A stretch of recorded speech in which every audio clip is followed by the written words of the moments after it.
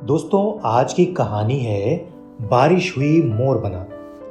ये असमिया की एक लोक कथा है। तो आइए सुनते हैं आज की लोक कथा। गेंद्रू आसाम की गारो जनजाति का मुखिया था।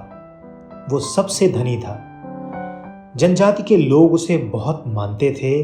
उसकी सलाह से ही वो सारा काम करते थे। गेंद्रू के एक ही लड़की थी, जयमाला।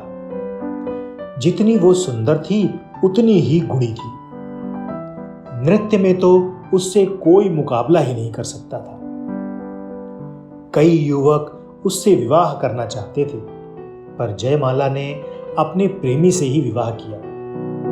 दोनों नृत्य के मुकाबले में मिले थे और तभी से विवाह करने का निश्चय किया था।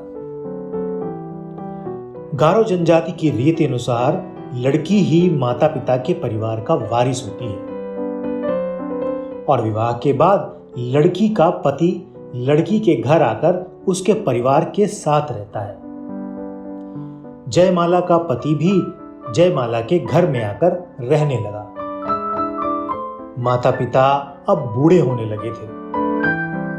एक दिन गेंद्रू ने जयमाला को बुलाकर अपनी सारी संपत्ति, घर, खेती, धन सब कुछ उसे सौंप दिया। जयमाला की मां ने बक्से में से एक सुंदर वस्त्र निकालकर जयमाला को दिए। अंत में कुछ मंत्र सा बोलकर एक रेशम और जरी के तारों से बनी एक नीले और हरे जवाहरात से जड़ी उत्तरीय या ओढ़नी निकाली। ओ मां, कितनी सुंदर है ये ओढ़नी। जयमाला उसे ओढ़ने के लिए आगे बढ़ी। रुको, हाथ मत लगाना। ये जादू की ओढ़नी है जो देवी ने मेरी नानी की नानी को दी थी।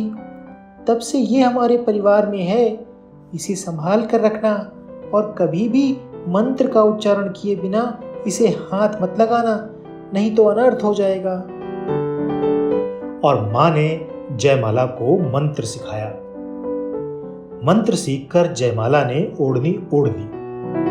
जयमाला पहले से भी सुंदर लगने लगी। कुछ ही दिनों बाद जयमाला के माता पिता का निधन हो गया। जयमाला उदास हो गई। उसका पति उसे खुश करने का प्रयत्न करता था, हर समय उसके साथ रहता। दोनों मिलकर हर कार्य करते। वो गांव के मेलों, उत्सवों में जयमाला को लेकर जाता और उसका मन बहलाता। जयमाला और उसके पति ने खेती बाड़ी अच्छी तरह से संभाली। जयमाला की मां की दी हुई ओढ़नी बहुत संभाल कर रखी। मंत्र पढ़कर उसे केवल खास मौकों पर पहनती और धूप दिखाकर फिर बक्से में रख देती। उस वर्ष सावन और भादों में मूसलाधार वर्षा हुई। कई दिन तक लगातार वर्षा होती रही। एक दिन अच्छी धूप निकली। जयमाला ने घर के कपड़े धूप में सुखाने के लिए डाले। उसमें उसने अपनी बहुमूल्य जादू की ओढ़नी भी धूप में डाल दी। क्यों ना आज मछली ले आऊं, बहुत दिन हुए मछली नहीं खाई। ये सोचकर जयमाला टोकरी और जाल लेकर झींगा मछली पकड़ने नदी पर गई। जाने से पहले उसने पति को बताया, चाहे कितनी भी गीली हो जाए, ओढ़नी को हाथ मत लगाना। पर यह बताना भूल गई कि वो ओढ़नी जादू की है। ना ही उसने पति को आवश्यक मंत्र सिखाया। उसने सोचा कड़ी धूप है, वो जल्दी से थोड़ी सी मछलियां लेकर लौट आएगी और ओढ़नी और दूसरे कपड़े उठा लेगी। अभी जयमाला ने कुछ ही मछलियां पकड़ी थीं कि देखते देखते आकाश में काले बादल छा गए। बादल की गड़गड़ाहट और बिजली की कड़कड़ाहट में पानी बरसने लगा। जयमाला के पति ने देखा कपड़े गीले हो रहे हैं। उसने जयमाला को आवाजें दी, पर बादलों और बिजलियों के शोर में जयमाला को कैसे सुनाई देता।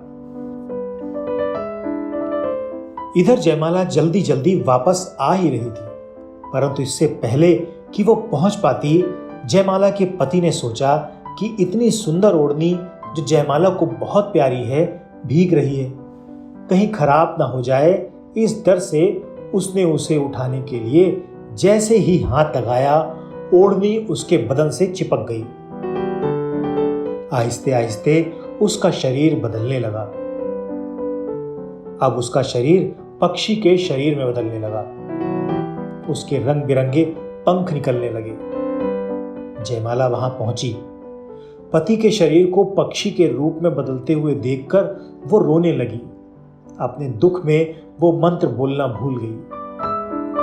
उसने पति के शरीर से लिपटी ओढ़नी खींचनी चाहिए।